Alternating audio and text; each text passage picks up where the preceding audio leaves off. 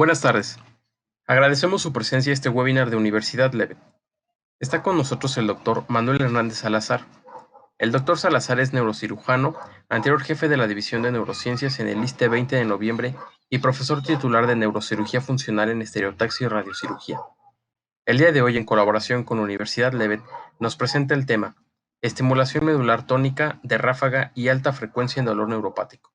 Las indicaciones para los asistentes son las siguientes. En la parte superior de su pantalla encontrarán unos iconos. Uno de ellos es un signo de interrogación. Si durante la ponencia tuvieran alguna duda, pueden agregarlas dando clic en el icono mencionado. Si el acceso fue a través de un teléfono celular, en la parte izquierda encontrarán el icono con el signo de interrogación para agregar sus preguntas. Al finalizar la ponencia, se dará respuesta a cada una de ellas. Sean bienvenidos. A continuación, cedo los micrófonos al doctor Salazar. Muy buenas tardes a Adelante. todos. Espero que estén bien protegidos y pues disfrutar un poco de esta charla. Quiero decirles que aunque el título aparece bastante, digamos, técnico, porque bueno, sí tiene una parte técnica, que es innegablemente un componente de lo que son las tecnologías nuevas y los nuevos desarrollos que se tienen para hacer sobre todo neuroestimulación. La neuroestimulación, como ustedes ya lo han visto en algunas otras presentaciones, son, digamos, prótesis neurocibernéticas, es decir, son chips para determinadas cosas que vamos a hablar ahora, específicamente para modular señales nerviosas. El dolor tiene su importancia porque, si ustedes recuerdan, para los médicos es la primera causa de consulta. Generalmente, todo mundo ha tenido alguna vez una experiencia dolorosa. El dolor es algo natural y hay algunas enfermedades que se asocian a deficiencias en la calidad del dolor. En general, desde su definición, en 1986, se tiene el consenso de que es una experiencia sensorial y emocional muy desagradable. Y esta experiencia lo que describe es un daño que puede ser real o potencial o en los tejidos. Existen dos elementos que son esenciales para considerar en la definición de dolor. Uno es lo que es la percepción del daño y la otra lo que produce estas emociones o esta calificación que le damos al dolor.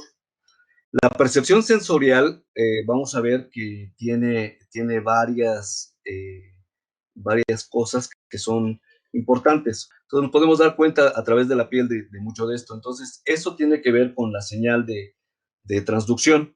Después, a través de una vía que vamos a ver ahorita, se produce fenómeno de transmisión. Posteriormente, la calificación, ¿sí?, que se da sobre todo en la médula espinal y en el sistema ascendente del dolor, que son a través de los tractos espinotalámicos, y finalmente nos los hace consciente, que ya es el mecanismo de percepción. Si ustedes recuerdan, el dolor, el cerebro se nos adelanta y nos hace consciente la señal cuando ya retiramos la mano, ¿no?, por ejemplo, del calor o de algún estímulo doloroso.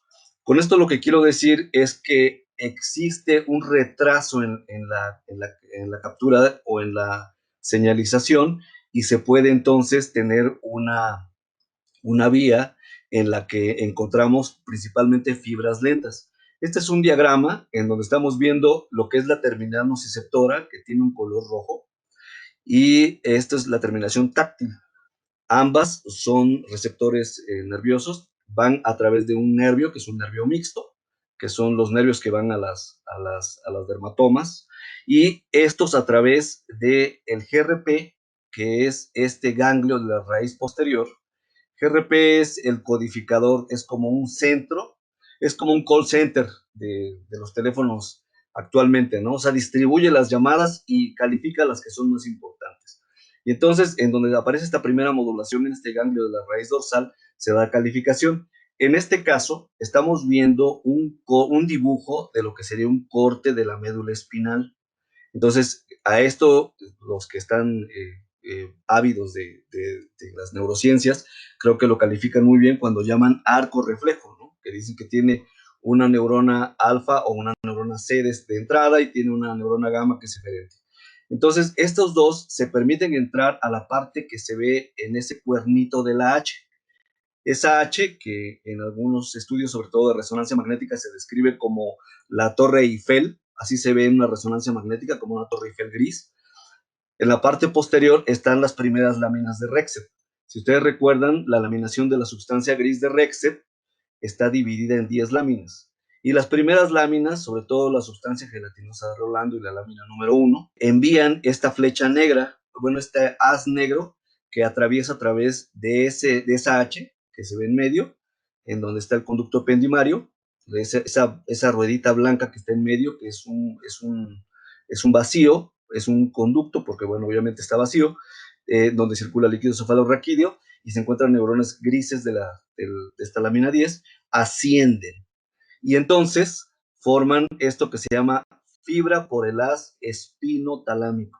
Entonces, bueno, diríamos, ¿por dónde ascienden las señales nerviosas? Por el haz espinotalámico. Y entonces, en ese momento se hace esta percepción. Pero antes, en esa parte gris, en esta parte del asta posterior, hay dos relevos que son importantes. Uno es en el sector 5 de las columnas de Rexed, y ahorita vamos a ver por qué. Y ahí siguen por estas fibras que van hacia los cordones, que vienen de los cordones posteriores y van a los núcleos gracilis y cuneatos. Estos son los mecanismos periféricos de sensibilización de los receptores. Si ustedes recuerdan, hay varias sustancias. Hay una sustancia muy conocida en toda la literatura médica que se llama sustancia P. Si recuerdan, P viene de la palabra pain, que significa dolor. Entonces, la sustancia P, las prostaglandinas, algunas veces los iones de potasio, pueden causar dolor, principalmente cuando se asocian a un estímulo que está mediado por glutamato. Y aquí hay células, este es un ejemplo de cómo intervienen otras sustancias para que se active el nociceptor. Ahorita vamos a ver que todo esto es un mecanismo muy importante, porque así es como actúa el estimulador. Y en esta lesión tisular, el nociceptor, bueno, obviamente nos lo hace saber a través de esta vía. Dos receptores son muy importantes, el receptor NMDA y el receptor AMPA. Ambos receptores son receptores neuronales. Si usted tiene varios papeles, el NMDA, los que han estudiado epilepsia saben que el NMDA es un receptor sumamente importante para esta plasticidad sináptica. Y los que han estudiado adicciones saben que el receptor NMDA es la llave para que entren iones o salgan iones en un estímulo postsináptico. Y desde luego, pues tiene que ver con el aprendizaje y memoria. Y bueno, ¿cómo podemos saber esto? Bueno, el NMDA se ha visto, se ha evaluado desde hace mucho tiempo, ha traído interés porque estos receptores tienen que ver con las señales que llamamos supraespinales. Estas señales supraespinales son señales que, si ustedes se dan cuenta, por ejemplo, la capsaicina en México, que es el chile, ¿no? Lo que comemos, el ají, que dirían en América del Sur y América Central, el chile que comemos tiene un bloqueador postsináptico que se llama capsaicina. Actualmente el Instituto Politécnico Nacional ha estado haciendo una investigación muy exhaustiva sobre el conocer a través pondría en la piel y que bloquearía receptores NMDA o AMPA. Entonces, ahora se sabe que es un mecanismo muy eficiente. Esto es lo que llamamos la sensación de dolor. Entonces, ustedes pueden decir, a ver, pero yo conozco a alguien que tiene mi edad y que es una persona que resiste mucho los golpes porque yo juego fútbol americano o juego fútbol soccer y veo que si le pegan a él no le duele. Bueno, seguramente sí le duele, pero se queja menos. Esto es porque existe esta curva sinusoidal entre un estímulo inocuo y un estímulo nocivo, que se ve en el eje que se ve horizontal en la pantalla y que es, digamos, sería el eje de las X. Y la sensación de dolor que estaría graficado en 100, que es el eje de las Y, eso es lo que el paciente dice que percibe, o la persona o cualquiera de nosotros decimos que percibimos. Cuando decimos que alguien tiene un umbral de dolor alto o alterado, ¿sí? Cuando una persona tiene una sensación rápida de dolor con un estímulo menor o que sigue siendo inocuo y no es nocivo. ¿Y cómo podemos saber? Bueno, pero se han hecho experimentalmente con clips en las espaldas de voluntarios, es interesante, en donde se ha podido demostrar si efectivamente existe un valor para las personas. La espalda, como ustedes recuerdan, tiene menos nociceptores y bueno, es una zona muy neutra para con determinada presión, por ejemplo 29 pascales en un centímetro cuadrado, que esa es la cifra que encontraron, hay una señal dolorosa, o se prende en la mayoría de sujetos voluntarios una señal dolorosa. Eso llamaríamos una señal nociva. Todo lo que estaría por debajo de ella sería una señal inocua o una señal no nociva. Entonces, cuando esta señal, por ejemplo, una persona que tiene depresión, le llega un estímulo que es prácticamente inocuo o que puede ser inocuo para muchos de nosotros, el paciente refiere gran dolor. Entonces entra en este espectro amarillo que está en esta gráfica que dice hiperalgesia. Y a su vez, ahí mismo, o un poco antes, el mecanismo de alodinia es que cualquier estímulo, ya sea inocuo, rozar la piel o lo que sea, duele. Entonces, y se transforman todas las señales. Cualquier receptor activa los receptores dolorosos. Estos dos conceptos son importantes porque esto calificaría cuál es el estado de umbral de dolor. Entonces, como esto, cada paciente tiene ciertas individualidades, lo evaluamos a través de una escala que mide este 100% de sensación de dolor, que son escalas que algunos de ustedes conocen muy bien, que son el EVA, que es la escala visual análoga, o el EVA, que es la escala verbal análoga. Entonces, bueno, tenemos aquí, bueno, este es un ejemplo de lo que se llamaría la teoría de la compuerta. Esta teoría de la compuerta, como ustedes recuerdan, ustedes saben, fue merecedora del premio Nobel de Gall y Melzack, que ellos hicieron en 1967 una observación muy interesante al respecto de lo que son los estudios en médula espinal y mecanismos supraespinales para inhibir dolor. Esto mismo que les estoy platicando, este mecanismo ha sido investigado hace más o menos unos 300 años. Ahorita vamos a ver por qué.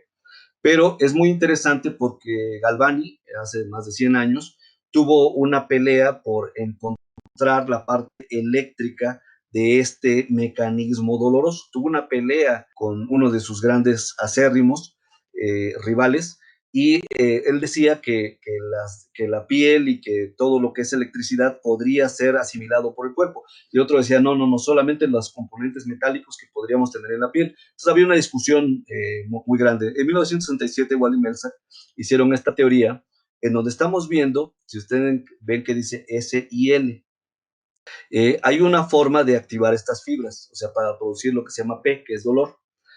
Si ustedes recuerdan, las fibras C en el diagrama son fibras que son lentas. Las fibras C en el sistema nervioso son amielínicas. Esto quiere decir que no tienen mielina. Y a su vez, existen fibras. ¿Han visto cuando alguien dice sana, sana colita de rana? Bueno, cuando alguien dice sana, sana colita de rana, que el niño se pega, ¿no? Y se pega fuerte en una mano, en algún lado, usted uno ve que no tenga pues nada fuerte, o sea, una quemadura, una pérdida de piel, una pérdida de sustancia, un hueso roto o algo, un moretón muy grande, etcétera, uno lo soba. Y eso es una reacción instintiva porque también los animales lo hacen. Esto es que se activan los mecanorreceptores que están en la piel y van por el canal S, que son fibras muy rápidas, los mecanorreceptores, si ustedes recuerdan, son A delta las fibras. Entonces inhiben a nivel de la columna número 5 de Rexet la entrada y la compuerta. Entonces ya no se genera la señal dolorosa o aturden la señal dolorosa. Entonces, si ustedes ven, existen varias fases, pero digamos que existen dos dolores, el dolor que es nociceptivo, que ustedes saben que está mediado por la activación del receptor, y el dolor que se llama neuropático. El dolor neuropático es por una cronicidad o una perpetuación en el estímulo, que es un estímulo supraumbral y que hace esta despolarización nerviosa y está activando continuamente el sistema nociceptivo, pero no es a través de las terminaciones. Por ejemplo, una persona que tiene una compresión de un nervio, por ejemplo, dicen, es que tengo ciática, que es algo común, ¿no? Llega el paciente, que puede ser un paciente gordito, dice, es que me duele una pierna, me duele el glúteo, me duele la espalda baja, el glúteo y la pierna.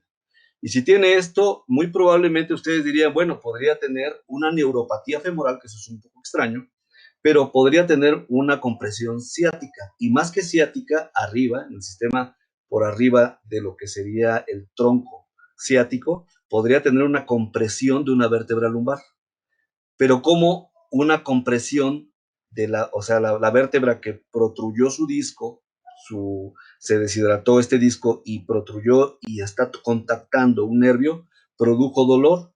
¿No se tiene que activar a través de un nociceptor?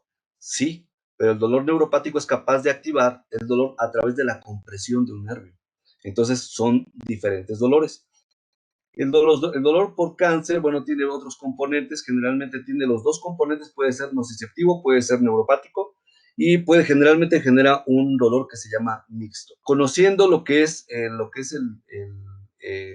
digamos, los territorios, tenemos tres tipos de dolor, que es somático, que ya sabemos que es por activación de nociceptores. Obviamente, sus características es que es constante y está perfectamente localizado. El ejemplo puede ser pues desde una metástasis, una quemadura, etcétera, ¿no? El dolor visceral es el dolor de las vísceras, que puede ser por también activación de nociceptores, por ejemplo, el mecanismo intestinal de nociceptores, que puede ser generalmente cuando es un dolor visceral, es mal localizado. Si se refiere, ustedes saben, por ejemplo, un cólico renal se refiere como si fuera un dolor de la espalda, pero realmente lo que duele y hay una inflamación de la cápsula del riñón. Y el ejemplo, bueno, hay varios, ¿no? El pulmón, el hígado, el páncreas. Y el dolor que es neuropático es por descargas espontáneas y que son paroxísticas. Estas descargas que generalmente refieren un dolor que es distinto. Este dolor es un dolor quemante. Entonces, ¿cómo dice el paciente que tiene cuando tiene un dolor lumbar? Dice, pareciera que tengo una carga o una corriente eléctrica en la pierna. Así lo refiere, y es un dolor muy característico. Los que pues han interrogado y han explorado pacientes de dolores así.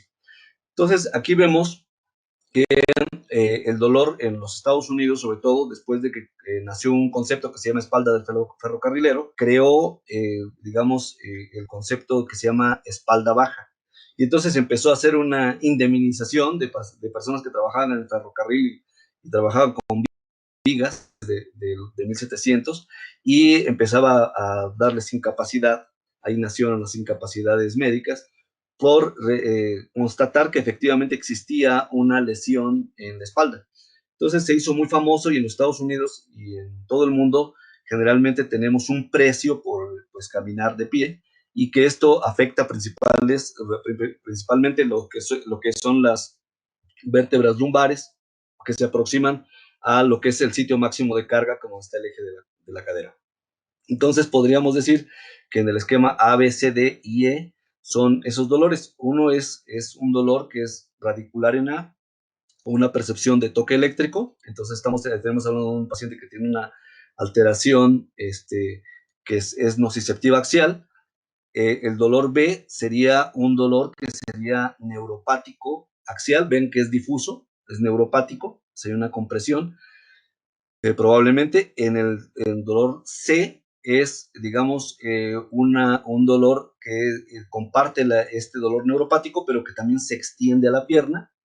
En la imagen D, el dolor está en el talón. Ustedes me dirán, pues está muy fácil, doctor, porque el que es lumbar, pues pareciera que llega hasta L4, pero el que baja ya es. Sí, podría ser. Es muy probable que sean esos territorios de esas raíces. Y en la imagen E, estaríamos viendo un dolor que es de toque eléctrico, y muchas veces estos dolores tienen este mecanismo que es un dolor de naturaleza mixta. Antes de hablar un poco más de esto de la estimulación, quisiera recordarles que existen, estos son los puntos claves de lo que es la investigación en la estimulación intratecal. En el siglo XVIII, ustedes recuerdan, en Alemania estaba esto que es la botella de Leyden, que a través del pez torpedo, que está en la imagen izquierda, aprisionaban estática. Y entonces la acumulaban en una botella, que es una botella muy famosa, se llama botella de Leyden, y entonces se transmitía en esta botella y tenía propiedades curativas al estimular la piel. Después viene Galvani con la estimulación eléctrica de extremidades, que lo hizo en cadáveres y animales muertos, y los cadáveres se movían. Eso es muy interesante. Viene Magendie con el alivio de lo que es la neuralgia del trigémino mediante estimulación eléctrica. Esto fue un paso muy importante porque el dolor de la estimulación, del dolor trigeminal es un dolor muy fuerte.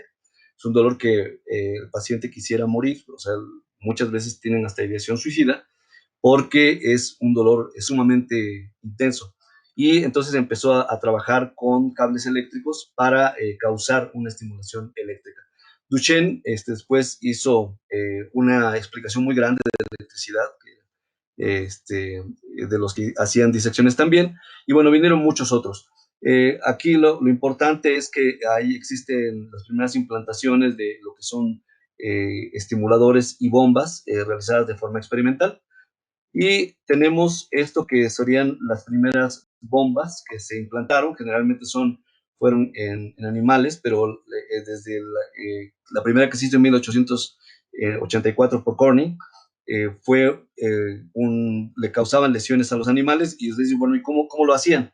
Bueno, por ejemplo, para un perro es un poco más complejo porque hay que fracturarle algo extenso, pero para un ratón es más fácil. El modelo más estudiado en estos modelos son ratones. Al ratoncito se le toma de la patita delantera y con un martillo se le machaca sin anestesia. Ahorita vamos a ver por qué. Se le rompe toda la pata. O sea, toda la pata. Entonces se califican 10 ratones que se le rompe la pata, y entonces el ratón, si el dolor es insoportable, se come la extremidad. Entonces, el grado de intensidad de dolor es hasta dónde se come la extremidad. Podría ser que se comiera toda la pata o incluso parte del muñón y de parte de la pata de la extremidad delantera. Entonces, eso sería como un dolor muy intenso. Entonces, así se califican los animales. Son instrumentos muy crueles. Bueno, ya prácticamente no se hacen porque esos modelos ya están hechos. Entonces, ¿en dónde estamos ahora en este campo de la neuromodulación? Estos son los que están en los cuadros, en los recuadros, que son el dolor, la epilepsia, los trastornos psiquiátricos, la disfunción de vejiga, lo que son las neuroprótesis y los trastornos del movimiento, están en el top. Es lo más investigado en este momento para controlar, digamos, electricidad focal en núcleos o en vainas nerviosas o en ciertos sectores que vamos a ver ahorita. Esto es en donde más se está utilizando actualmente. Y entonces tenemos, ¿qué es lo que se tiene que pensar para tener el abordaje correcto de un paciente con dolor? Bueno, hay una guía, que es esta guía de la WHO, que son, ahorita vamos a agregar el cuarto escalón, pero son 3 escalones en la escalera analgésica de la OMS. Estos 3 escalones empiezan con el WHO 1, donde un paciente que tiene dolor, bueno, se le dan analgésicos. Posteriormente, también en el escalón 1 se le dan coadyuvantes. En el escalón 2 se pueden utilizar opioides, y en el escalón 3 todas las terapias. ¿Por qué? Porque hay pacientes que no se les quita el dolor. Entonces, ¿cuáles van a cuál? ¿Qué interrumpimos cuando hacemos estas terapias que son interventivas y que modulan con electricidad las corrientes de las neuronas? Bueno, en la primera neurona, que es una estimulación de campo, podríamos decir que hay dos terapias muy sobresalientes, que son la frecuencia pulsada, la estimulación a alta frecuencia, la estimulación de la raíz. En la segunda neurona, lo que vamos a ver ahora, es la estimulación espinal, y lo que es la aplicación de bombas de morfina, y lo que es la tercera neurona, que sería la estimulación de la corteza motora, que es muy interesante porque ahí se inhibe la neurona codificadora de dolor, y lo que sería la estimulación cerebral profunda, en algunos núcleos, principalmente el pulvinar, y en algunos casos el mesencéfalo.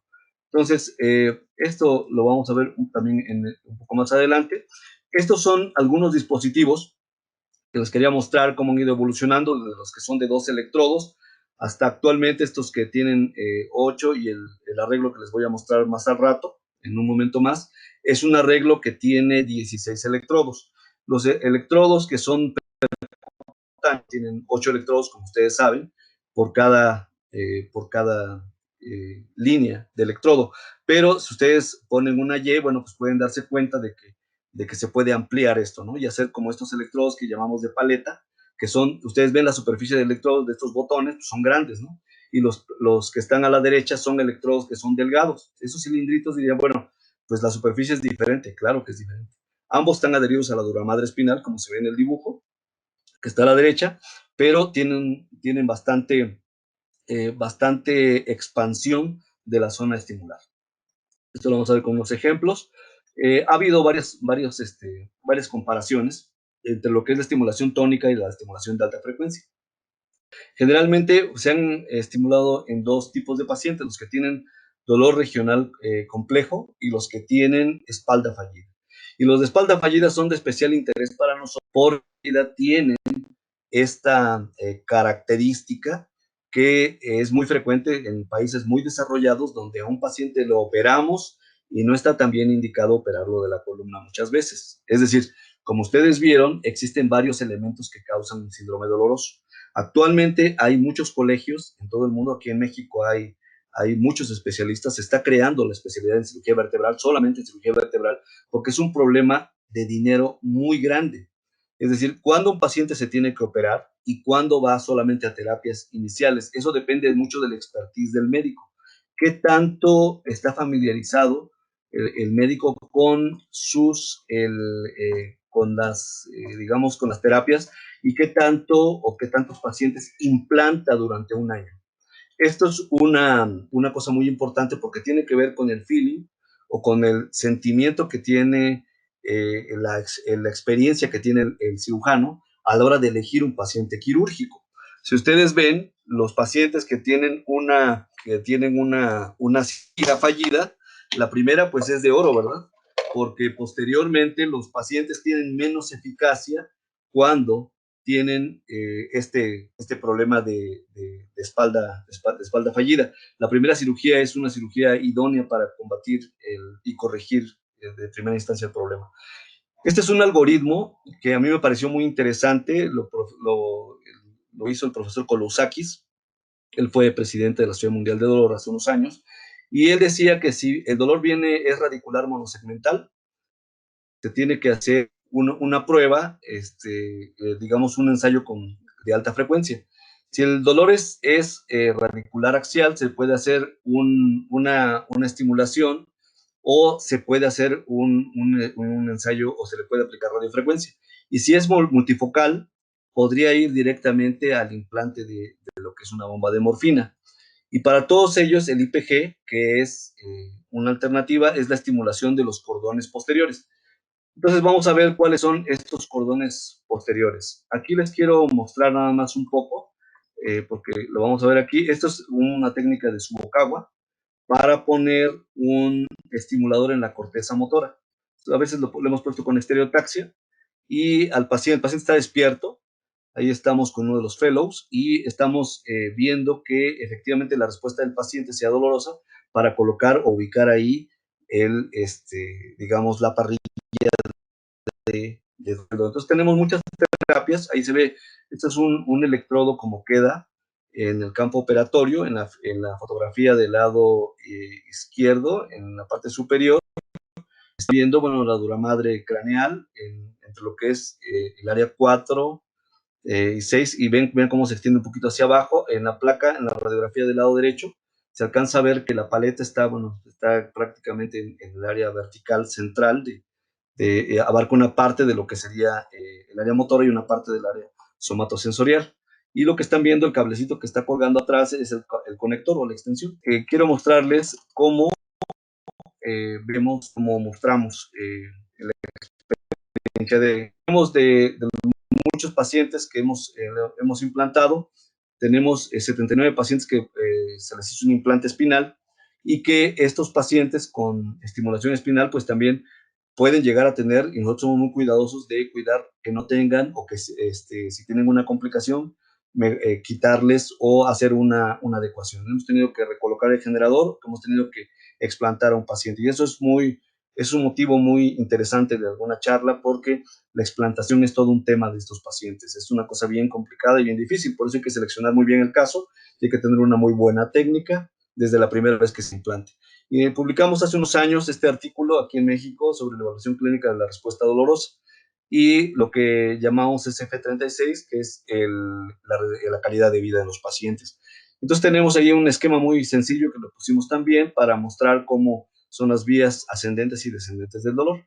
También en un libro que está en Seguro Social, bueno, participamos en esto que es la elaboración de lo que sería el capítulo para estimulación de la médula espinal. Y también pusimos pues algunas imágenes de fotos, electrodos y cómo se ponen, cuáles son los territorios que vamos a ver ahorita. Esto me pareció muy interesante, que hace respetuosamente un neurocirujano que hace mucha cirugía espinal y dice que los especialistas de dolor, que son los médicos algólogos, parece que han hecho muy bien su tarea porque han tenido muchos estudios y han estudiado muy bien el dolor, cosa que estos buenos resultados ellos ya tienen hasta guías. Y aquí, bueno, los neurocirujanos estamos poniéndonos de acuerdo de cómo hacer estas guías o lineamientos. Los médicos algólogos tienen una experiencia en esto, sobre todo aquí en México hay muy buenos algólogos que tienen gran experiencia y que, bueno, ellos se dedican a tratar directamente el dolor y que han tenido también que ver con los que son terapias avanzadas, en este caso con estas terapias, ¿no? Entonces, ¿cuál es el dolor de espalda fallida? Bueno, es un dolor persistente o recurrente de la espalda y las piernas que después de una cirugía lumbar no hay nada que justifique que lo reoperemos. Entonces, esto no significa exactamente como una cirugía sin éxito, porque recuerden que en la industria de la demanda o de las demandas contra los médicos, esto pareciera que el médico tuvo una imprecisión, una impericia o una imprudencia, o que por sus ganas de cobrar, digo, los honorarios, pues quizá hizo un poco de coacción o evaluó deficientemente el caso. Y no es exactamente así, es porque seguramente una parte que fue imprecisa o no fue correcta, o la técnica fue incorrecta, o el paciente no es el adecuado para esa terapia. Entonces, pues quiero mostrar cuáles son las indicaciones para estas terapias avanzadas. Inicialmente quiero decirles que es importante que la intervención sea interdisciplinaria. ¿Qué quiere decir esto? Bueno, que tiene que ser el médico que refiere al paciente. Habitualmente los médicos que son de primer contacto son muy buenos, bueno, tienen muchísimos pacientes y tienen una gran cantidad de trastornos que de pronto son crónicos. Ellos son las primeras personas que pueden evaluar y posteriormente ellos pueden hacer, digamos, con algunos conocimientos que ahora con esta era tecnológica que tenemos de los webinars, podría hacerse incluso a distancia para hacer capacitaciones de qué cosas se tienen que buscar específicamente. Ahorita vamos a ver cuáles se tienen que buscar para seleccionar estos pacientes y hacer una reunión explicándole al paciente y evaluando varias cosas, entre ellos la esfera emocional. Es diferente lo que es dolor a lo que es sufrimiento. Recuerden que el dolor tiene esta vía que está perfectamente demostrada. Pero si ven a una persona que estuvo en un acto de guerra, en un campo de batalla, y que ahí le amputaron un miembro y todo eso, esa persona podría decir que en ese momento no tenía dolor. Es decir, hay personas que por el estrés que tienen bloquean la señal dolorosa. Hay personas que tienen trastornos de personalidad específicos que bloquean la señal dolorosa o que pueden aceptar la señal dolorosa. Entonces, por eso se requiere que también exista un psicólogo o exista una persona que evalúe el perfil emocional del paciente. Decir que sea un psiquiatra, pues es algo muy atrevido porque habitualmente los psiquiatras que son expertos en esto no son, tenemos mucho estigma con respecto a esto y pues muchos no vamos a veces al médico psiquiatra cuando sí deberíamos de ir al menos alguna vez pues para platicar con alguien diferente y mostrarse como en aspecto médico de cuando algo siente algún temor, alguna tristeza, algún desánimo, alguna distimia y no solamente cuando tiene esta enorme necesidad. Y muchos, ustedes lo han visto, muchos de sus pacientes o de nuestros pacientes o de nosotros mismos, tendríamos que ir al psiquiatra, ¿no? Incluso yo tengo, a lo mejor hasta yo mismo, ¿no? O sea, muchos de los médicos a veces negamos que existen estas enfermedades y sí existen, ¿no? Y todos somos humanos y cualquiera de nosotros puede llegar a tenerlo. Entonces, tiene que ser, para proponer un paciente con terapias avanzadas, la terapia de estimulación principalmente, tener que tener una espalda baja fallida o un síndrome de espalda baja o un síndrome de espalda fallida, que es la misma palabra. Así lo conocen en Estados Unidos. El síndrome de dolor regional complejo, hay dos tipos, el tipo 1 y el tipo 2. Uno se llama, bueno, le conocen como también como melalgia parestésica. Si ustedes recuerdan, por ejemplo, una persona, vamos a poner un ejemplo, yo tengo una paciente que aprecio mucho, se llama Marcela. Esta paciente es una paciente que es joven, tiene 50 años de edad, y que fue, tuvo un aplastamiento de un pie por un auto. Se paró muy a la orilla de una banqueta y bueno, por debajo de la banqueta, en la calle, y entonces el auto pasó sobre su pie. Entonces desarrolló este dolor que se llama dolor regional complejo, que ustedes saben es un dolor que viene de una manera crónica por un daño inespecífico. Si a un paciente en ese momento se le hace un bloqueo o se le pone un bloqueo antes del dolor, nunca va a desarrollar dolor. Esto es algún experimento demostrado desde hace muchos años. Cuando una persona va a ser sometida a una cirugía, le ponen anestesia, pues después ya no tiene dolor, ¿no? Lo han visto. Cuando podría quedar con un dolor crónico, no quedan con dolor crónico. Una persona que va a ser sometida a cualquier procedimiento y se le pone anestesia, ya no desarrolla dolor porque se bloquea el mecanismo. Y la aracnoiditis, las radiculopatías, muchos opinan que el dolor por isquemia periférica, entre ellos cabrían también las personas que tienen miocardio y que quedan con dolor, con angina. Y muchos tipos de neuralgias. Hay dolor por miedo fantasma, dolor o neuralgia del trigémino y muchas otras que tienen que ver con nervios periféricos. Esto es nada más para, bueno, quería mostrarles un poco de cuál es esta parte antes de que entremos de lleno al mecanismo, para que lo vean. Esta es una parte que es la neurona nociceptiva, que da este ejemplo en padre de familia, los que ven la caricatura, y ven cómo la vía de color, digamos, ámbar o amarillo que se ve ahí, tiene una neurona nociceptiva que se transmite por las fibras que decíamos que son fibras C. Estas fibras ascienden por el haz espinotalámico, llegan al haz espinotalámico y se proyectan a toda la corteza cerebral.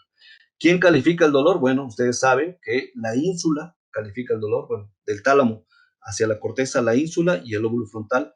Y si está muy activo el lóbulo temporal por la tristeza y por el miedo, el lóbulo temporal también lo califica. Y en ese momento desciende a través de esa vía morada por un sistema que se llama capa y lambda opioide. Este sistema es un sistema periventricular que está en el tercer ventrículo, en el piso del cuarto ventrículo, y desciende y llega a la espinal del dolor en la lámina 5 de Rexet y la inhibe.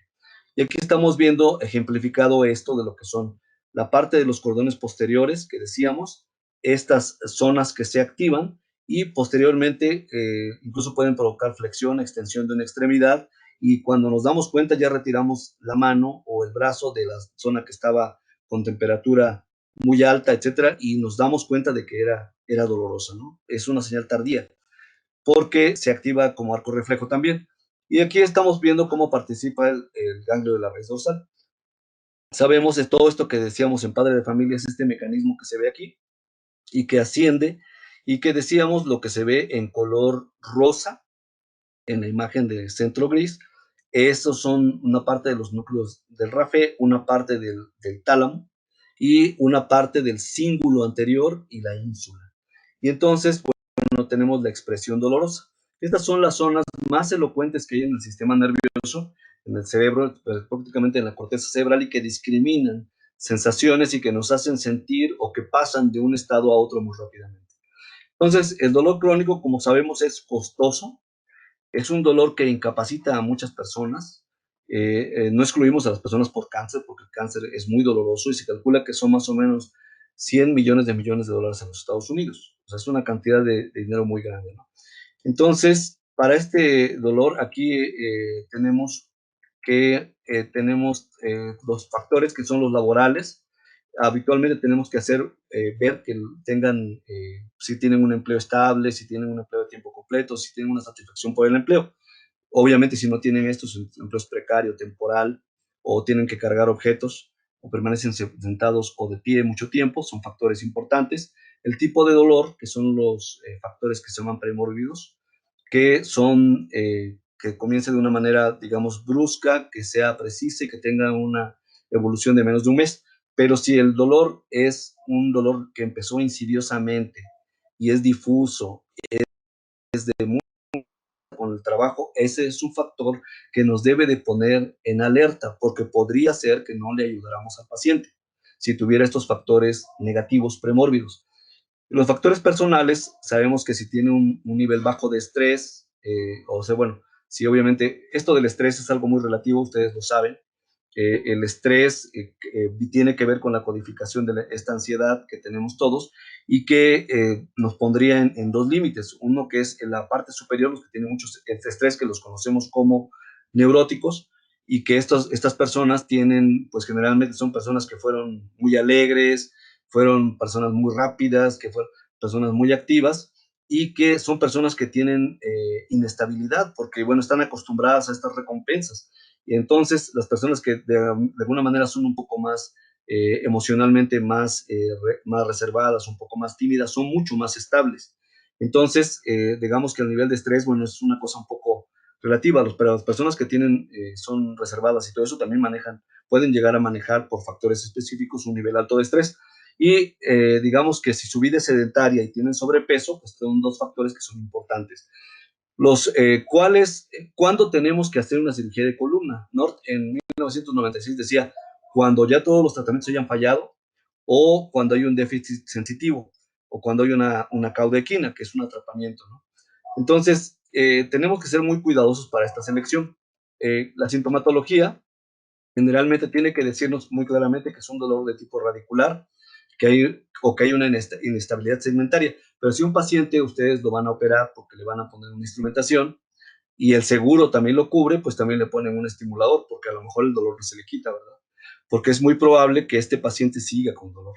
Y entonces, bueno, en un mismo procedimiento, si ustedes ya lo contemplaron y saben que es un dolor que tiene estos síntomas negativos y que tiene mucho tiempo de evolución y que tiene un empleo que no es muy bueno y que tiene factores que no son buenos para este amortiguamiento de dolor, entonces dirían que, bueno, ya de una vez van pensando en terapias avanzadas,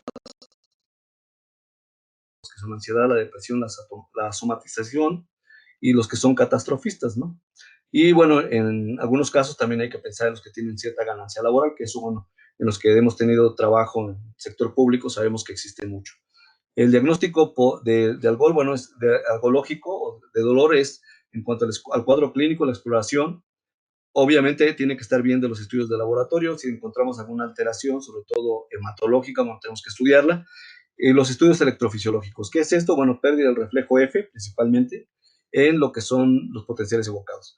Y los estudios radiológicos para ver inestabilidad de columna, si hay discos, si hay cambios MODIC tipo 1, si hay muchas de estas alteraciones. El tratamiento tiene que ser con este enfoque que decíamos que es interdisciplinario, porque es la terapia farmacológica muchas veces es la terapia psicológica también, a veces el paciente se le tiene que contener, y bueno, pues seguramente por ahí está un gran amigo mío que es de Guatemala, que él sabe mucho de esto, es un experto yo creo que mundial en lo que es terapia neural, y él puede hablarnos también un poco de esto, porque él ha visto pacientes que tienen factores psicológicos y tienen factores que son pues, de un pronóstico muy, digamos, reservado y que con terapia neural o perineural les ayuda muchísimo a los pacientes, ¿no? Y evitan este tipo de terapias que son más invasivas, principalmente la primera cirugía. La primera cirugía de columna, o sea, cuidado, mucho ojo en ver que la persona, su profesional de la salud que los va a intervenir, sea un experto en columna, eso es muy importante, ¿no? Y los tratamientos que son intervencionistas, bueno, los tratamientos físicos que son la medicina física y la terapia ocupacional, principalmente porque a veces tenemos que mandar a rehabilitación de la marcha, los que tienen dolor lumbar bajo. La rehabilitación de la marcha es una cosa fabulosa y empiezan con ultrasonido o la parte sónica, la parte de calor local, eso hace ricos y millonarios a todos los rehabilitadores, que yo conozco muchos, que tienen una agenda muy grande de pacientes, porque solamente haciendo eso, con el calor, activan estas otras fibras y el dolor se inhibe. Y en algunos casos hay tratamientos que son intervencionistas. Yo, bueno, en mi práctica también hago bloqueos facetarios, bloqueos cavitarios, terapia neural. Entonces tenemos la forma de poder hacerlo. Los médicos algólogos dicen que la epidurografía podría ser importante. Eso es un poco discutido, ¿no? La epidurografía es una forma de ver si existen adherencias en la síndrome de posaminectomía, pero no necesariamente es diagnóstica, depende mucho de la expertise del médico que lo haga. Otros dicen que la aplicación de ozono y que otro tipo de terapias también pueden servir. Sí, por supuesto, pero dura 6 meses la aplicación de ozono. Y también lo que es el congelamiento, también eso dura nada más 6 meses, ¿no? O sea, sí puede ser en un disco único, paciente delgado, etcétera, se podría hacer, se podría contemplar. Y bueno, el tema que es el tema de la neoestimación de los cordones posteriores, que es muy importante. Estos chips quitan dolor. Y aquí en la escalera analgésica de la OMS lo ponemos en el escalón número 4. ¿Recuerdan el cuadrito que hicimos? En la WHO, el escalón 1, que es analgésicos para dolor leve y adyuvantes, como los adyuvantes son generalmente antiepilépticos, que son medicamentos como la carbamazepina o la oxcarbazepina, la gabapentina, que son medicamentos que ayudan mucho con el dolor que es crónico.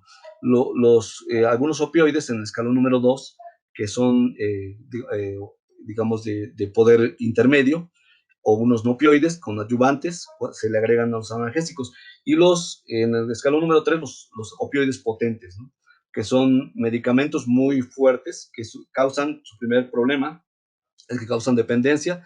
Si ustedes recuerdan la historia de hace muchos años, cuando hicieron el jarabe para la tos que tenía heroína, más o menos en 1888, la persona que lo descubre, uno de ellos que fue Halsted, tomaban, pues ya después ya solamente el puro sustrato de heroína, y esto causaba, de hecho morían adictos, ¿no? Y se ha visto, pues ya vamos a tener una charla muy interesante posteriormente en lo que es el mecanismo de adicciones, que es su principal problema, tolerancia y adicción. Y los opioides intratecales, que son esto de las bombas implantables de morfina, junto con la estimulación de los cordones posteriores, que es el último escalón terapéutico. Ustedes dirían, ya no hay nada más para un paciente que falló a esto, ¿no? También hay esta estimulación que decíamos que es Subokawa o la estimulación cerebral profunda. La teoría de la compuerta que ya revisamos y lo que sería cómo actúa, ¿no? En este caso, vamos a hablar un poquito de la estimulación tónica. La estimulación tónica es que se introduzcan estos electrodos y están viendo lo que es un evento típico, diríamos que aparece cuando ponemos una frecuencia entre 30 Hz aproximadamente. Muchos pacientes empiezan a responder desde 20 Hz y pues se puede llegar a 100 Hz o más, pero si están arriba de 100 Hz, recuerden que ese ya es un mecanismo que actúa como una membrana neuronal. Y este mecanismo funciona como una interferencia de corrientes ortodrómicas, es decir, lo que hace es que interfiere con la señal nerviosa. Eso es lo que hace principalmente. Entonces, ¿dónde o qué trenes hacemos? Bueno, tenemos dos formas de estimular, uno que es con frecuencia y otra que es con voltaje o corriente, ¿no?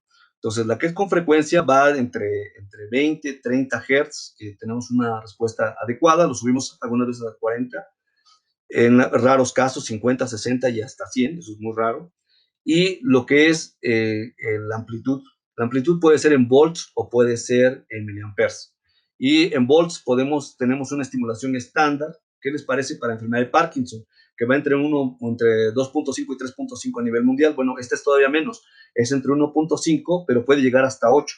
¿Por qué? Hasta 8 volts o más. Y también en la corriente puede ser así. ¿Por qué? Porque el paciente tiene programas. Si ustedes se dan cuenta, estos electrodos que dijimos que son epidurales, cuando el paciente se acuesta, los electrodos tienen más contacto con la superficie de la dura madre o tienen mayor, es decir, los cordones posteriores caen sobre la dura madre, entonces, a través del líquido cefalorraquídeo. Ahorita lo vamos a ver en una ilustración. Y eso hace que el impulso eléctrico sea mucho mejor. Y entonces, ya sabemos que esto genera estas corrientes que aparecen en los cordones posteriores y que de esta forma se estimula y se genera en la lámina 5 y en la lámina 10 de Rexet a través de la estimulación de estos cordones posteriores que van a través de la lámina de Rexet 1, estas corrientes que interfieren con la señal. Y entonces tenemos una forma, esta es una forma de dipolo que va de negativo a positivo, y que podemos hacer que esta amplitud que se ve en el dibujito, estamos viendo donde está positivo y negativo en la parte de color negro, la cruz negra y la raya negra, que hay un dibujito a nivel de dónde está en la médula espinal. Esa médula espinal, que es muy chiquita, que se ve ahí en un dibujo muy pequeño con un cuadrito, es en dónde están los cordones posteriores. Entonces, estos son, digamos que tenemos que ser muy cuidadosos para dejar correctamente estos electrodos. Los aspectos técnicos de la programación son muy importantes porque se tienen que hacer durante la cirugía y tenemos que ver si existe o no existe una neuromodulación que sea congruente. Eso es muy importante porque si no es congruente y estamos utilizando fluoroscopio en la sala, quiere decir que el electrodo se fue a algún otro sitio que no debe de ser. Y aquí tenemos los sectores que habitualmente tenemos para estimulación de los segmentos espinales. Estamos viendo que muchos electrodos se ponen entre T8 y T9, la mayoría de ellos, que son para dolor de espalda baja. Hemos tenido casos que hemos tenido que poner electrodos en tándem o electrodos ampliados para hacer estimulación transversal en ese nivel y tratamos de hacer desde T8 hasta lo más abajo posible, no hasta la caudequina por los problemas que hay de hacer una estimulación del cono medular, pero tenemos electrodos en T8, T9 y T10 que son es lo más frecuente, porque las cirugías de columna habitualmente son entre L1, L2 y L4, L5 y L5S1. Entonces, recordemos que hay que poner para estimulación tónica y para estimulación en ráfaga, hay que ponerlos en niveles por arriba. Y para dolor sacrococcigio, a veces tienen que poner en el sacro, pero generalmente estos son electrodos que son periféricos. Generalmente hay indicaciones y contraindicaciones de ellos, que son las indicaciones. Los pacientes que han tenido una respuesta parcial con fármacos o de procedimiento de intervención, que no tengan, o que los fármacos no tengan buena tolerancia con ellos o les causen problemas. Un paciente que tiene una úlcera y tiene que estar tomando AINES y tiene una cirugía de espalda, es un buen candidato. El paciente que tiene localización de una región de uno o de los dos lados es un buen candidato. Y el dolor que sea calificado como un dolor neuropático, eso es lo más importante. Tenemos esto sería una contraindicación, una cirugía con un proceso infeccioso localizado o generalizado, pues es una contraindicación. Si no tiene un alivio del dolor con la estimulación temporal, no le tenemos que implantar, porque recuerden que ponemos electrodos de prueba. Se pone la prueba y el paciente se va a su casa 2-3 días y vemos y registramos si el paciente ha mejorado o no, o lo tenemos hospitalizado y vemos si mejora o no. Y obviamente si no mejora, pues entonces no tenemos que dejar el implante. Eso se tiene que explicar antes de la cirugía. Y si el paciente tiene alteraciones de la coagulación, si está tomando valproato de magnesio, si está tomando anticoagulantes porque tiene algún problema cardíaco, pues no debe de hacerlo. Por un EBC, no debe de hacerlo. Alteraciones psicológicas importantes no es un buen candidato. Eso es muy importante porque el problema podría estar en otro lugar. La programación de los electrodos se hace de acuerdo al esquema de dolor. Estos son los esquemas que hacemos todos en el consultorio y que ponemos los dermatomas en donde está la afección. Si vemos, este es un paciente que tiene una afección en la cara posterior. Entonces estamos viendo que está tomando desde la parte de L1 hasta la parte de C1, ¿no? Pues, como se ven los taches. Recuerden que si tiene en tablero de ajedrez, pues no es un buen candidato. Es decir, que encontremos que en una zona sí le duele, pero en el mismo dermatomo ya más abajo no le duele y que tenga parches de anestesia. Quiere decir que el paciente o no está cooperando o no está entendiendo muy bien el mecanismo de dolor o no lo estamos interpretando bien a él. Cualquiera de ellas y podría ser una falla. El paciente se pone boca abajo, lo Philips ahí, y estamos viendo cómo hacemos la bolsa y ponemos esta zona hacia dónde se va a dirigir el cable. Después tenemos que durante la programación hacer esto que se llama cobertura, precisión, efectividad y eficiencia. Quiere decir que la cobertura o sea, durante la cirugía logremos que le dé un calambre en la zona de dolor. Eso es una parestesia, ¿no? Un hormigueo o calambre. Y eso se hace con la estimulación tónica. Recuerden, si ustedes quieren poner un estimulador en ráfagas durante la cirugía, pues no les va a dar un cambio, pero o sea, el cambio se lo va a dar la parestesia. Y recuerden que la estimulación en ráfaga viene encriptada en la parestesia. Y la precisión, que es solamente estimular las zonas que se creen que tenemos que tenemos la sensación de dolor. La efectividad, esta parestesia que a su vez se acompaña de un alivio de la molestia o del dolor. Y en la eficiencia, hacer un taller de programación, configurarle, ahí con el ingeniero Rodrigo hemos configurado muchos pacientes, en crear varios programas que maximicen el alivio de dolor mientras se hace mínimo el consumo de la batería. Este es lo que es el equipo. Estamos viendo electrodos ahí de 8 contactos.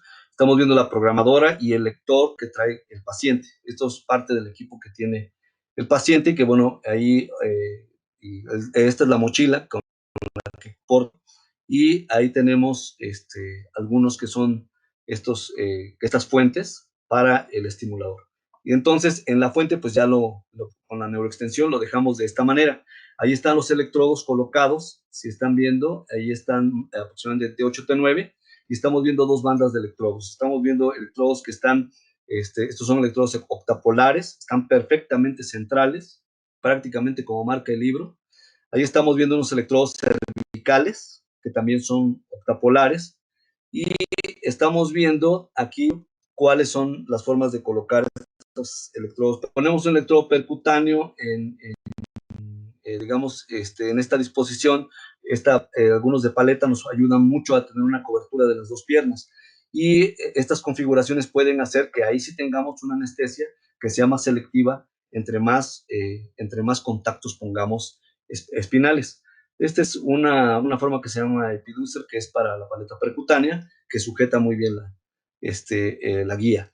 Y aquí está el epiducer, aquí estamos viendo las imágenes de conexión. Esto es una batería, a veces hacemos pruebas para ver si está bien conectado. Cuando hacemos una prueba transoperatoria y tenemos alguna cosa que verificar, a veces tomamos una radiografía de la fuente y ahí es como estamos viendo a través del fluoroscopio los tipos de estimulación. Específicamente lo que es la ráfaga. La ráfaga, si ustedes recuerdan, las señales neuronales son sumamente rápidas, de tal manera que se pueden producir 500 o más señales en un segundo de una neurona. En registros de patch clamp se ha demostrado esto. Entonces, principalmente la estimulación en ráfaga es sumamente efectiva cuando existe un dolor, cuando existe una parestesia importante. También se puede elegir porque tiene la forma de crear una parestesia y crear, es decir, este es el sistema que viene a sustituir o viene con un mecanismo adicional para superar lo que es la estimulación tónica. El estimulador en ráfaga también puede hacer estimulación tónica, entonces trae un plus, ¿no? Es como cuando ustedes piden un auto que traiga todos estos tableros muy bonitos, pero además tiene este plus, ¿no? Tiene un economizador de tal cosa. Bueno, pues este es el tipo de ráfaga. ¿Qué es lo que hace la ráfaga? La ráfaga, principalmente en la estimulación tónica, en una estimulación de 40 Hz, hace hasta 5 disparos de 1 milisegundo encriptados en los 40 Hz. Entonces, hace ráfagas de 1 milisegundo. 5 ráfagas de 1 milisegundo encimadas en esa ráfaga. Y esto lo que hace es que la persona no sienta el estímulo y atenúe la estimulación tónica. Es decir, el paciente si antes sentía cuando viene la parestesia, con la ráfaga va a desaparecer. Ahora, ¿cuál puede ser un problema? Parece que ya lo detectaron, ¿no?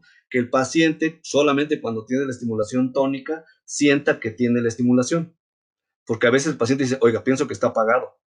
Así puede llegar un paciente, o así muchos pacientes llegan y dicen, creo que está apagado, porque esta estimulación no la siento. Pues la ráfaga es para que no la sienta, es para que no sienta la estimulación tónica, no sienta el calambre y sienta el alivio. Entonces, bueno, pues esto es esto lo estudió Van der Riek en 2013. Estos son sus primeros 15 casos. Todos fueron a nivel torácico y prácticamente todos fueron por espalda fallida. Si ven, colocó electrodos de diferentes tipos, pero solamente dos fueron por mielopatía. Y si ustedes han visto estudios actuales sobre lo que es la lesión medular, van a ver que la estimulación a super alta frecuencia se está haciendo seriamente investigada para reconectar vías nerviosas en la médula espinal amputada. Entonces quiere decir que una persona que tenga una lesión espinal podría tener una buena respuesta. Ahorita ya hay los primeros casos, que bueno, de eso no voy a hablar ahora, pero es una cosa muy interesante. Y estos son los alivios que consiguió Van der Riek cuando hizo estas mediciones con esta escala visual análoga y con la estimulación. Entonces vean cuáles son los dolores que trataron principalmente, que fue el dolor de espalda, el dolor de extremidad y el dolor general prácticamente por todo. Esto es una receta, bueno, me da pena a veces presentarla, pero es de de algunos médicos que ya, estos médicos ya revisaron al paciente. El paciente dice, mire, esta es mi, o sea, yo pensé que era la lista de medicamentos. Me dice, no, esta es la lista de médicos que ya me vieron y que nadie me pudo curar, ¿no? Y que pacientes que llevan hasta 8 o 10 cirugías de columna, pues nos los mandan a mí a veces, y tienen 4 o 5 cirugías de columna y son casos verídicos. Esta es una estimulación, como se ve en la pantalla del estimulador de ráfaga.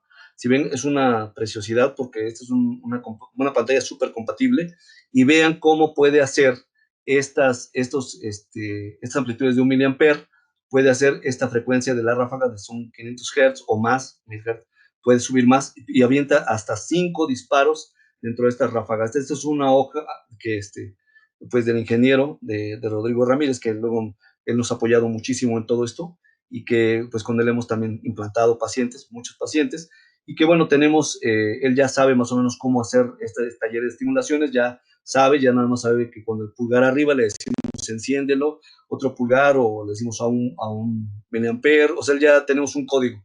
Y aquí estamos viendo cuando se insertan los electrodos dentro de la fuente a través de la neuroextensión. Entonces ahí podemos dejar el implante, ahí se ven heridas muy feas, pero bueno, el paciente se puede acostar muy bien y no tiene problemas con esto. Esta es la fuente vista con rayos X. Esta, bueno, es una foto donde estamos ahí con quien les decía, el doctor Luis Cárdenas, que está en Ecuador, y que él es una persona, pues un experto mundial en terapia neural. Está con una compañera algóloga, y está el ingeniero Ramírez, que pues, nos apoya mucho en esto de la revisión de los pacientes y el cuidado de ellos y de los aparatos. Y con él, bueno, pues hacemos esto mismo, ponemos al paciente aquí boca abajo, nuevamente lo ponemos de lado, vemos con el fluoroscopio, ahí estamos haciendo, les puse a un lado el dibujo de cómo se pone el campo operatorio, y ahí estamos haciendo la introducción de lo que es la paleta de estimulación a través de la vía interespinal. Ahí estamos colocando la paleta y estamos viendo cómo tenemos esta señal. A este paciente lo operamos despierto. Habitualmente ya no hacemos esto lo hacen los médicos de dolor que operan pacientes despiertos.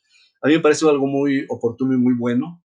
No lo hacemos porque ya sabemos, como tenemos una serie que ya más o menos sabemos hacia dónde tenemos que dirigirnos, pues ya tenemos una ubicación previa. Y a veces dejamos el electrodo de prueba y lo mandamos a su casa. Y hemos visto que pues, los resultados son muy buenos, generalmente con la estimulación espinal. Vemos que en general, pues sí, alivia bastante lo que es el dolor y tiene una muy buena tolerancia, ¿no?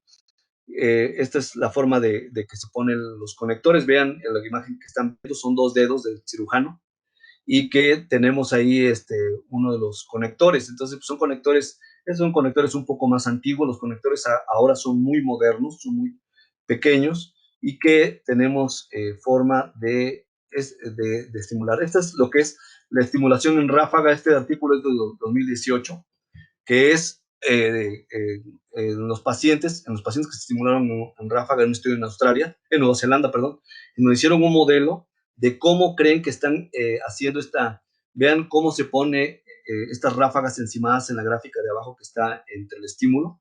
Son muchas líneas de ráfaga, y vean cómo las curvas azules dan el espectro de máxima estimulación y las curvas verdes de mínima estimulación. Y estamos viendo ahí lo que pasa en los ritmos alfa, beta 2 y beta 3 en la corteza prefrontal, y una parte que es en la corteza temporal anterior y del cíngulo, en la calificación que le da el paciente afectiva al dolor. Esto se logra a través de esto, en donde estamos viendo cómo sobre el cordón espinal existe esta disposición de estos electrodos, y estamos viendo cómo podemos abarcar incluso en centímetros cuadrados lo que es la estimulación. Y esto es un modelo que vamos a traer como lo que viene, lo que ya viene de futuro, que es el modelo de estimulación optogenética, en donde ustedes han visto que la estimulación optogenética es a través de algas que se implantan o se insertan, bueno, ahorita es todavía en ratones, que se insertan a través del código genético, que son para producir esta proteína de la alga, y lo que hacen es que se hacen redes neuronales selectivas. Y entonces, pues a los ratones se les pone esta fibra para que con la luz o se les quite el dolor. algún día quizá con una luz que se enciende en la médula espinal, una luz a través de un dispositivo remoto o una luz de un foco muy pequeño o a través de una luz especial que capture la retina, se puede hacer. Esto es muy probable que se logre en el futuro a través de la estimulación optogenética. Bien, Doc, ya nos están haciendo llegar algunas preguntas. Vamos a comenzar a desplegarlas para que nos pueda ayudar a dar respuesta a cada una de ellas. Sí, con gusto.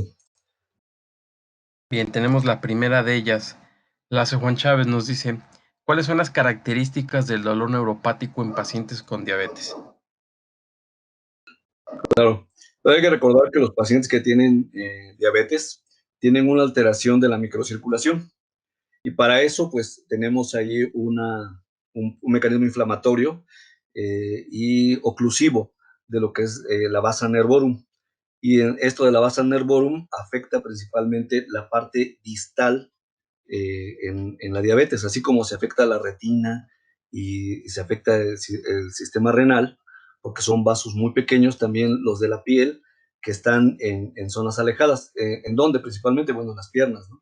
Es donde vemos esta anestesia en calcetín. Y los pacientes que tienen dolor neuropático tienen un dolor ascendente. Habitualmente los pacientes que tienen diabetes se quejan de varios dolores. Algunos dolores de ellos son inespecíficos, pero generalmente podemos ubicarlos entre la cintura hacia abajo. Entre la cintura, bueno, que sería L1, y el ombligo, que sería T10, que ahí tenemos el dolor que es ardoroso, es quemante, y generalmente pueden responder parcialmente a los complementos vitamínicos. Entonces, bueno, si ustedes dan dosis altas de tiamina y todo esto, los pacientes tienen cierta respuesta, y creo que aquí, pues, una parte de la terapia neural puede servir mucho también para estos pacientes, ya que los pacientes, pues, acuden a terapia neural y la terapia es periférica y es en la piel y les puede servir también bastante. Y los pacientes que tienen este dolor que es resistente, que es un dolor refractario a medicamentos y toman gabapentina, y dicen, doctor, yo en la noche siento un dolor espantoso, en las piernas no me deja dormir, tengo más de 10 años con la enfermedad, he tenido o tiene dermatitis ocre o tiene alguna otra cosa. Entonces, pensaríamos que este dolor neuropático se puede resolver muy bien con un estimulador, porque el estimulador además tiene la gran ventaja de que causa cambios vasculares. Si ustedes recuerdan, una de las indicaciones era el dolor anginoso post-infarto. Esta angina que es rebelde, que dice que el paciente otra vez se siente mal de la angina, va al médico de Canadá, en donde los pacientes iban al médico y no tenían un dolor que era anginoso. Y se dieron cuenta que era un trastorno de otro tipo, un dolor post-anginoso, o era un trastorno de pánico. Entonces, los pacientes que tienen diabetes tienen características muy específicas de la localización, generalmente miembros inferiores, les pesa mucho, es ardoroso, generalmente pueden mejorar parcialmente de neuromoduladores, y cuando es un dolor de larga evolución, se puede perfectamente pensar en una terapia implantable. Perfecto, doctor, muchas gracias. Tenemos otra pregunta más. Juan Chávez nos dice, ¿el tratamiento para la disestesia prolongada en alguna parte del cuerpo es igual que el tratamiento por neuroestimulación para el dolor? La disestesia prolongada en alguna parte del cuerpo, Sí, sí, esto podría ser algo que se llama, si se llama disestesia, podría ser una alodinia, pero si es una, digamos que puede ser otro mecanismo. Miren, vamos a poner un ejemplo muy, muy interesante. Los pacientes que tienen alteraciones durante la eyaculación, por ejemplo, dolor del cordón espermático, dolor de ese tipo, son pacientes que pueden tener, que tienen características muy peculiares, y solamente si tienen una alteración de los esfínteres o tienen alguna alteración, pensaríamos que es algo que involucra todo lo que es el ganglio y la parte de la raíz anterior. Entonces, para una disestesia prolongada, me parece que la interrogación al paciente sería muy necesaria, porque habría que ver qué parte le duele. Es decir, es próximo a la cara o a una superficie muy vascularizada como las plantas o las palmas. Esa es como una pregunta importante. Y me parece que cuando está referida a lo que es la piel, como el dermatoma, eso sería como la clave, porque digamos que el dolor digamos que el dolor, la neuroestimulación tiene este algoritmo que les presenté, en donde el dolor neuropático, y el dolor neuropático es bastante bien localizado. ¿Dónde es bien localizado? Bueno, lo conocemos muy bien en la parte lumbar y lo conocemos muy bien en la neuralgia del trigémino, pero también puede haber dolor por una raíz sacra, puede haber dolor que sea ambiguo y que sea por una quemadura, por ejemplo, cuando se quema la piel, puede ser muy doloroso, y cuando hay este factor, entonces el dolor es neuropático. Y una disestesia prolongada habría que calificar muy bien con el EVA y la parte psicológica para ver si corresponde a un dolor de este tipo, que sea dermatomédico, que sea ubicable y que pues, se pueda tratar con un neuroestimulador. Me parece que es un recurso muy valioso, pero que también en algunos pacientes vale la pena hacer toda esta indagación porque algunos dolores se pueden mejorar mucho con otros tratamientos de la escalera analgésica. Gracias, doctor. Tenemos una pregunta más. Alejandro Leiva nos dice, excelente plática, doctor. En el caso de dolor crónico, ¿se puede utilizar una terapia selectiva de fibras lentas para su tratamiento?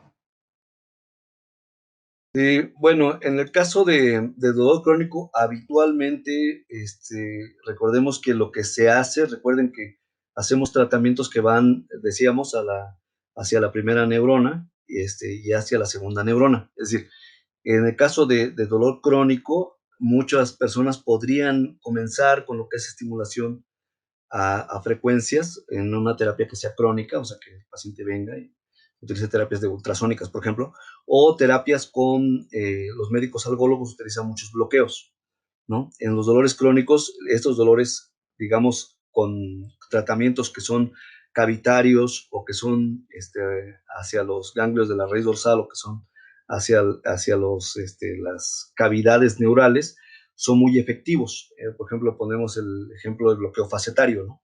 Que es bastante efectivo cuando el dolor está bien localizado en la cintura el lumbar, que tiene un dolor que es focal, que a veces se extiende un poco hacia la rodilla, que tiene que ver mucho con la posición, que no tiene ningún síntoma o que no demuestra ninguna condición sacroiliaca, que no se extiende y no es quemante como una radícula, muchísimo con un bloqueo facetario a los nervios de Luschka. Pero también hemos visto que algunos pacientes pueden responder a terapia neural supraselectiva. Entonces, bueno, puede ser una buena alternativa. El dolor crónico tiene muchas formas de tratarse, por eso ponía la escalera, tiene muchas formas de tratarse, y solamente cuando ya han fracasado muchas cosas, y cuando realmente hemos intentado muchos tratamientos están en esta escalera, es cuando pensamos en estas terapias avanzadas. Es una terapia avanzada porque los pacientes habitualmente ya han sido intervenidos de columna en muchos casos, y en algunos casos, que como mencionábamos, este dolor anginoso, hay países, por ejemplo Costa Rica, que ha hecho muchas intervenciones en dolor crónico del pecho, en el chest pain. Entonces, ahí, cuando tenemos bien identificado, muy bien identificado el dolor, podemos brindarle una terapia. Y si ustedes ven también las indicaciones nuevas para su Subocagua, la estimulación de la corteza motora, son en hemorragias del trigémino. Y son en otras cosas, sobre todo los dolores de la cara, que se llaman algias faciales atípicas, que es todo un capítulo de dolor.